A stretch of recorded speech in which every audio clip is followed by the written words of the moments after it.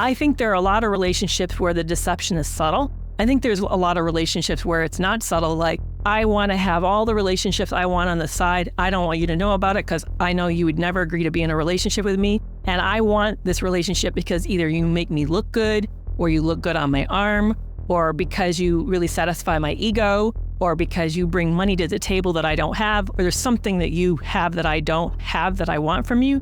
So I'm going to keep this secret from you in order to get you into the relationship because you would never agree if you knew.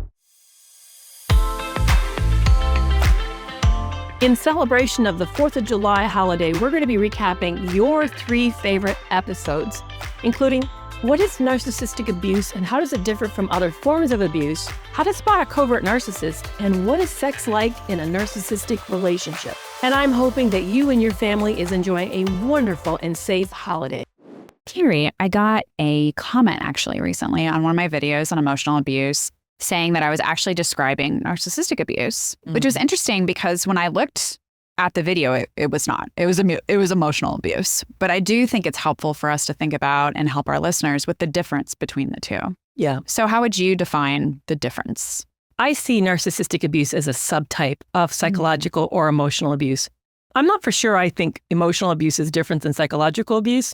I kind of consider them one and the same. I don't know, do you? I would say different. I mean, absolutely psychological abuse can become emotional abuse, but I do see distinct differences between the two. So let's start out as abuse. Then let's talk about what is psychological abuse, emotional abuse, and then narcissistic abuse. Let's do that. What do you think? Okay. What is abuse? Power and control. Okay. I agree with a big umbrella, power and control over another person. Okay. Okay. And then psychological abuse, targeting someone's mental, intellectual, psychological capacity. So causing the confusion, like gaslighting. And then emotional abuse, targeting someone's emotional landscape. To me, psychologically and emotionally, because we're a whole self, we can't really parse out my thinking life and my thinking self from my emotional self. If there's a coercive control, I think that's another important word to define. If there's like making me question my reality, making me question my feelings, making me feel like I'm beholden to you, you're affecting me emotionally, but you're also affecting me psychologically. That's why I guess I don't separate the two. Yeah. I was going to say the tactics feel and seem different because, I mean, gaslighting, you can make someone question their feelings or emotions about a specific thing. Right. But is that questioning emotionally abusive? Yeah, I think so. You think so? Yeah, because it's still a form of invalidation of self. Yeah, that's true. I think they're interchangeable, but I'm not for sure if everybody would agree with me, but I just don't see a huge difference. I mean, to me, the big difference is physical abuse versus psychological or emotional abuse. That's easy. I touch you or I don't touch you. I guess with psychological versus emotional abuse, I see it as long-term versus short-term. I guess the way I'll pose this is when someone's gaslighting us, for example, that has a long-term impact. It's making you question a whole range of experiences, moments, things like that then get touched on later. While emotional abuse can be really short-term, calling someone names, like that can absolutely be a short-term thing. It doesn't necessarily, but it still can have a huge impact. Exactly. Though. Still eroding self-esteem. Right. So maybe it's what it erodes. And that's why I don't separate them because I think it's too much blurring that's going on. Yeah. It may be short-term, but it's going to have also long-term consequences. Yeah. It may attack our emotional reaction to something, but that's going to affect our sense of self and our perception of life and reality. So I see that as sort of like one and the same. But narcissistic abuse to me is something that's a subcategory of all of that. Not physical abuse. There's usually not physical abuse, but it's definitely a subcategory of abuse and definitely a subcategory of psychological and or emotional abuse. This is how Dr. Milstead in an article with Psych Central defined it. It's the presentation of a person to another person as a good individual, but as a facade in order to get some gain or benefit. And the public thinks that the person is good and that there's no abuse going on. The key piece is there's a deceptive component, a false presentation of who this person is and what they're about. Let's just take you and I, for example. I think that we're friends and that we have this really great business relationship, but I don't know that you're actually attempting to take something from me or steal something from me. And so you're setting up to the world that you're a good person, and I believe that, but it's actually all a deception, all a lie, in order to gain that asset from me. That to me is narcissistic abuse. Now, I think there are a lot of relationships where the deception is subtle. I think there's a lot of relationships where it's not subtle, like, I want to have all the relationships I want on the side. I don't want you to know about it because I know you would never agree to be in a relationship with me. And I want this relationship because either you make me look good, or you look good on my arm, or because you really satisfy my ego, or because you bring money to the table that I don't have, or there's something that you have that I don't have that I want from you. So I'm going to keep this secret from you in order to get you into the relationship because you would never agree if you knew. But I also think there are relationships that are narcissistic abusive that isn't that clear. It could be a person wants the perception of stability by having the relationship when they actually intend to be very selfish, very competitive, deliberately malicious. So the deception is, I want you to think I'm really good and I want to be in on this, but I really don't intend to be that magnanimous here. I don't intend to be that generous. I'm going to withhold myself from you, but I want you to think that I'm not, and I want everybody else to think that I'm not. So I kind of see it as a whole range of level of intensity. So let's say you are chatting with a guy on a dating app, and he says he's totally in for marriage, really interested in you, blah, blah, blah. But then you discover that really he was just wanting sex. Yep. Is that narcissistic abuse, or is that just deception? I think it's both. If you wanted a hookup and you said to me, I want a hookup, then I have free ability to consent or not to. I can say, yeah, I'm game for that, or no, I'm not. But why are you telling me you want a long-term relationship? Because you already know I don't want a hookup, but you want to have a hookup. That's a common scenario. I know it is. That's super common. I know that it is. So there are a lot more narcissistically abusive people. But are they all narcissists? That's even another question. Right. I think most of those people are not. I think they're just being, I would call predatory. They're just saying, hey, it's the only way I can get somebody to agree. And the supply is short. There's not as many women who are interested in hookups as there are men looking for hookups. So this is the only way I can get what I want. But I don't think most people stop and ask themselves, is this a good thing? Does this have integrity? Am I taking advantage of someone? Am I harming them? But I think it's happening a lot. And I don't mean to be picking on men. I think women are doing it too. Oh, absolutely. Yeah, absolutely. So what do you think, though? Would you call that narcissistic abuse? Oh, I would. Because like you said, there's a con wanting for something, like expecting and wanting something that they could only get with that specific con. I think it's also interesting, the point that you brought up from Dr. Milstead, where everyone around them thinks that the person is good. And that whole setup too, because it's not just deceiving the partner, it is also deceiving and silencing their support community. Yeah. Because that's what happened for me when I was in my narcissistic and abusive relationship, is that everyone around the person just thought I was making it up. Right. You know, they couldn't believe that he did that. He was such a good person. Right. You know, but it does set up that very unique scenario that I don't think is as prevalent in other abuse situations. Right. Usually that abuser is, other people have seen it. Right. They'll say, oh, he has a short temper. Right. Or, oh, she loses it when things don't go her way. Right. What I almost hear universally from those who are in my membership club is they feel scammed. That's the word they'll say. I feel like I was scammed or I was duped.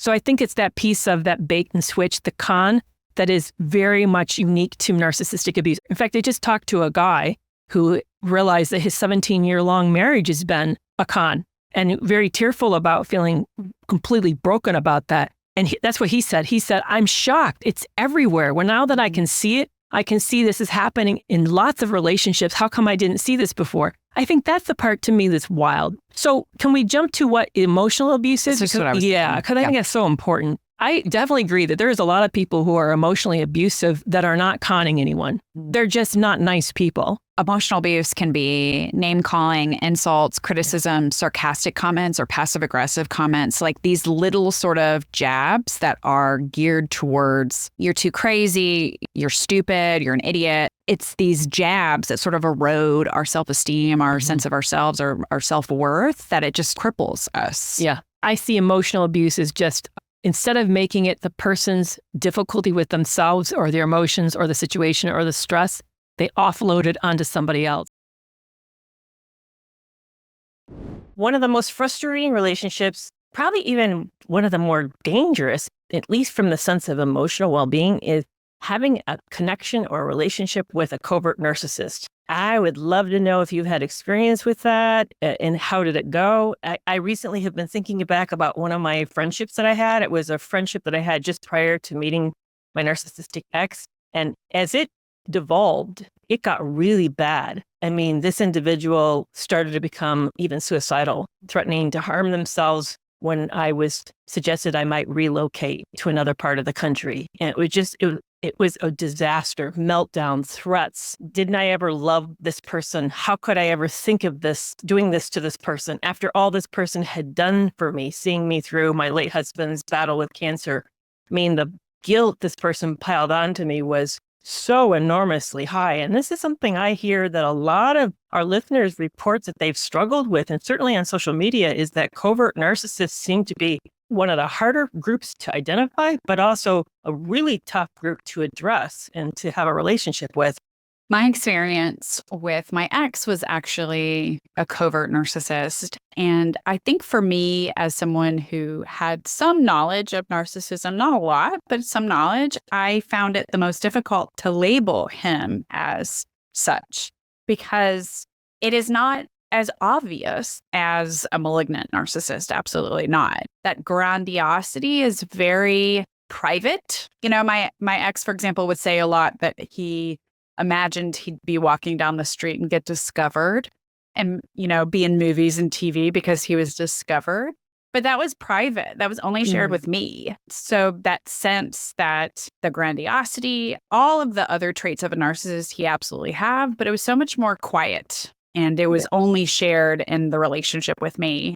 And because it was only shared with the relationship with me, I didn't connect that dot. I was only connecting it as his sort of private or secret dreams. It was sort of easy to sort of excuse. I've never thought a lot about feeling superior to other people. That's not a dream or a goal of mine. That's what tricks a lot of people in about covert narcissism is that very difficult to spot. It doesn't present as the grandiose braggart who's the life of the party.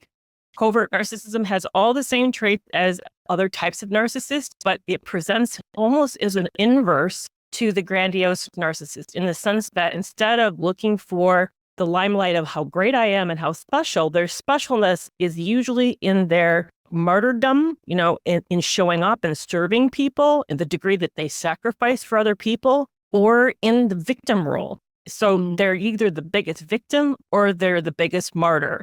And those two actually are quite different because the martyr doesn't necessarily isn't the victim. They're just the people who always doing, you could even say they're the perfect people pleaser. They're doing everything for everybody. And then they think they should be appreciated. They think they're special and have the ability to really show up, and they don't know why people then don't see it and appreciate it. And you're more likely to hear all of that, the negativity about the attention they deserve to get and they often don't get, or they deserve to get, and then they do get it. Here's an example of how it happened in this relationship. This friend was really showing up in an amazing way during my late husband's battle with cancer, during all of his hospital stays and his treatments and stuff. And she'd been talking to other people about it, particularly at a religious organization that we were both associated with. And they decided they wanted to do a spotlight on the situation. You would think they would spotlight my late husband's battle with his cancer struggle, as well as maybe what it's like for me and the family. What they spotlighted was the way she was the perfect friend for me. So here they did this thing that they then presented at church about how great her service was. At the time, it felt so jarring because my life had been consumed with the care of my late husband, and she had really no insight into what it was like on a day-to-day basis for me and what my family was suffering and the loss we were about ready to experience. And she's getting all the glory while I'm about ready to go through one of the most devastating experiences of my life. And if anybody who'd been like laying themselves out, it certainly was me and my family. Yeah, she was there sometimes, but she couldn't be there all the time. She wasn't there for the really horrible, hard things that I was keeping kind of private because those are things that you just don't let other people in. It's too personal. I was thinking of leaving the area after I was widowed. She said, after all I'd done for you, that's one of the things she loved to repeat. I can't believe you do this to me after all things I've done for you. I'm thinking, what do you mean? I never asked you to do any of that. I thought that was a gift to me, not an obligation. So you'll notice that. You'll notice that things are transactional, just like they're transactional with the more grandiose or more overt narcissists.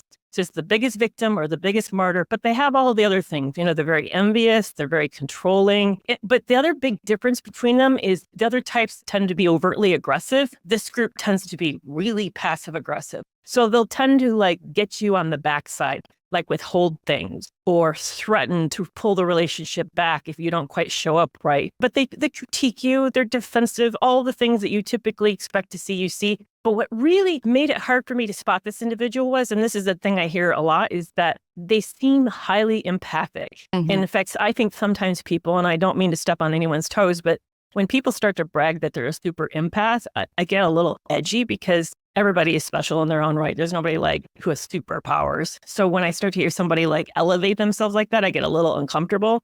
I think the big thing to point out just with your specific story is the action of choice.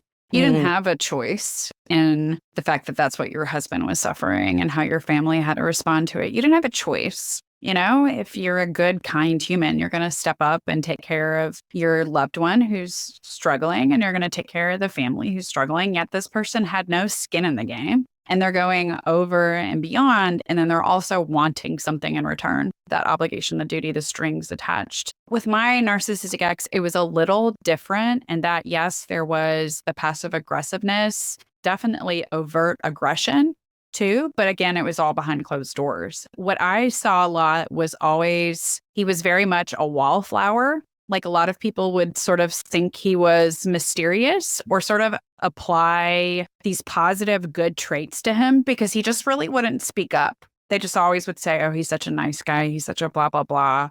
But really, that was all sort of part of his facade, is that if he just didn't say anything, then they could just assume whatever they wanted about him. But in private, he absolutely believed that he was better than other people, would spend a lot of time judging these other people. He often told me in our relationship together that he was better looking than me. He would say that often. And he would say it was a joke, but it really impacted my self-esteem in that relationship, that when I finally did leave that relationship and realized that I was significantly better looking than him, I remember the first time my divorce attorney saw him, he was like, that's him.